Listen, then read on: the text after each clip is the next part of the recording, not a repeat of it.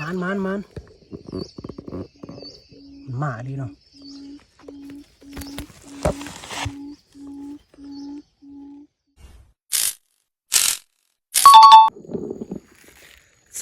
สบายดีทุกคนเนาะคลิปนี้ครับคือเก่าแล้วชาวซิมานต่อนก EP 2ทุกคนพอสุดก่อนโตบ่ได้เนาะมันบ่เขาได้ตัวงูตัวหนึ่งเนาะสุดก่อนมันนี้คือเก่าแล้วก่อนเขาคือเก่าจาก10 ลังก็เหลืออยู่เก่าเนาะเพราะว่า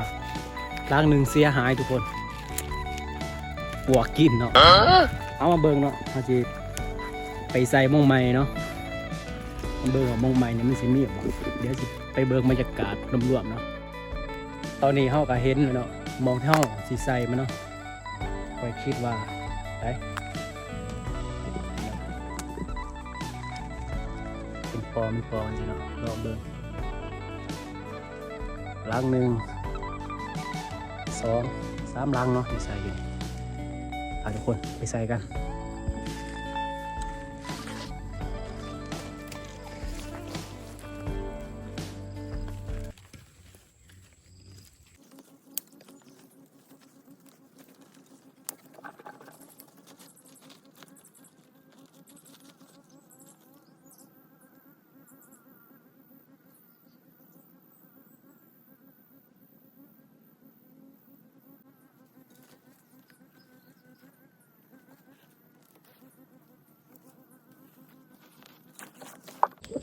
ที่ใส่ก็คือเก่าแล้วมาเบิ่ง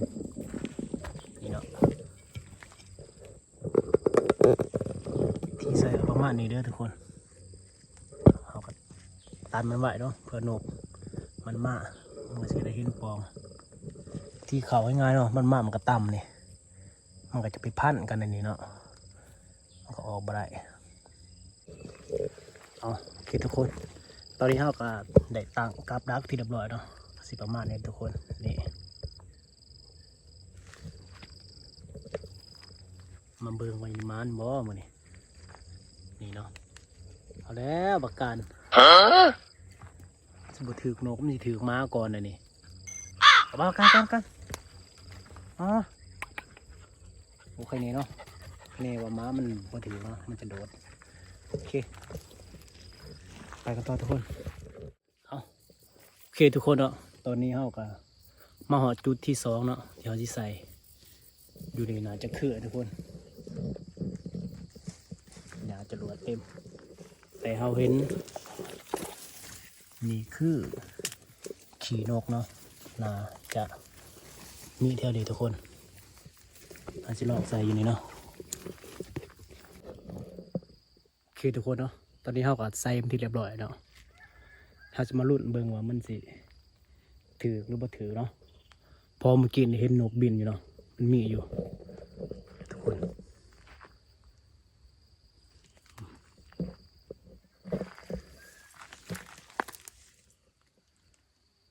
คืออยู่เนาะเอามาเบิ่งเนาะว่าสิถือหรือบ่ถือไปทุกคนไปลุ้นกันทุกคนคือเก่าเนาะเดี๋ยวเฮาจะเปิดเสียงรอคือเก่า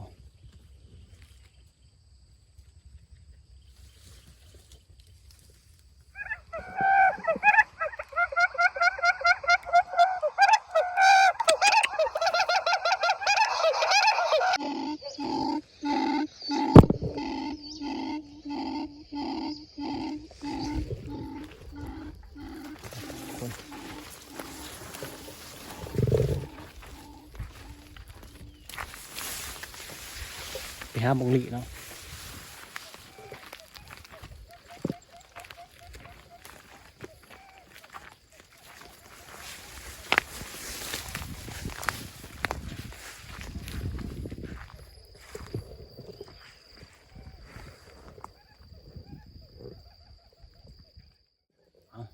โอเคทุกคนตอนนี้เท่ากันนั่งทา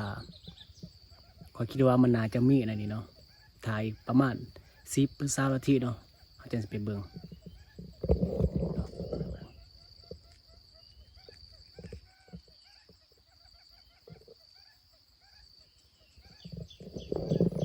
ตอนนี้ก็สิพยายามถ่ายให้มันได้ หลายที่สุดเนาะเพราะว่าแบตก็สิเบิดแล้วตอนนี้เอาตอนนี้ก่อนเนาะ A few moments later. เอาโอเคทุกคนตอนนี้ค่ะทาได้ประมาณอยู่20 นาทีแล้วเนาะเดี๋ยวเราจะไปเบิงไปรูดว่ามันสิมาหรือบ่มาถ้ามันบ่มาเราก็ทาไปเบิงตัวแรกเนาะไปทุกคนไปเบิงร่วมกัน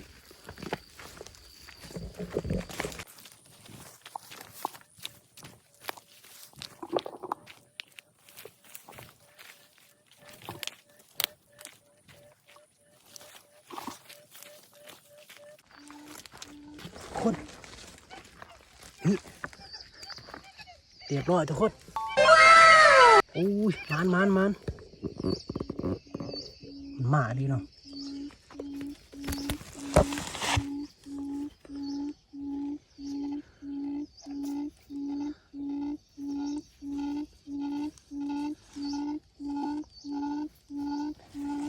ทุกคนตอนนี้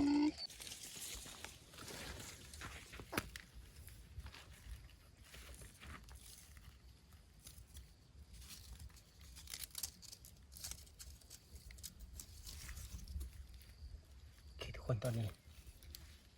เรียบร้อยเนาะมานะทุกคนมันแต่เสียเมื่อบนนี้เลยเนาะผมพูดว่าที่ใส่มันจะได้ต่อบัดนี้ตอนนี้แกะออกทีละอันคนมันเดี๋ยวไปรุ่นต่อ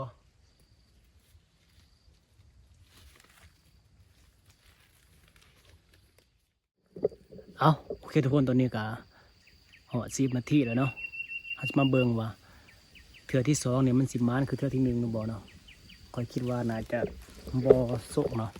เพราะมันถือตัวหนึ่งแล้วมันอยากตื่นเนาะแต่ก็ไปเบิ่งเนาะคันบ่ถือเขาก็ออกเมื่อเลยเนาะสิใส่ปลามันไว้แต่ตอนแรกเราจะไปเบิ่งมันใหม่ไปทุกคน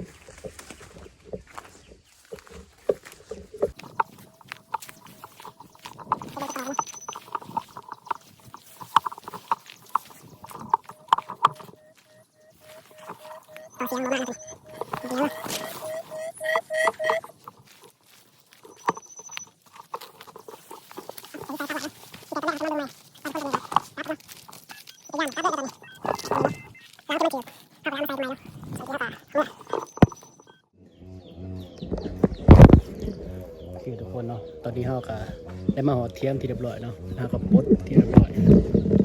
นี่นิ้วโกงเนาะเดี๋ยวมือแรกไปเบิ่งไม้เนาะมันเทียมมันมานเนาะเทียนมีหมูโอ้คล้ายได้ตัวอะไรเนาะคล้ายได้ดิมีคนอยากเลี้ยงบ่ทุกคนนี่ก็มีจบลงเท่านี้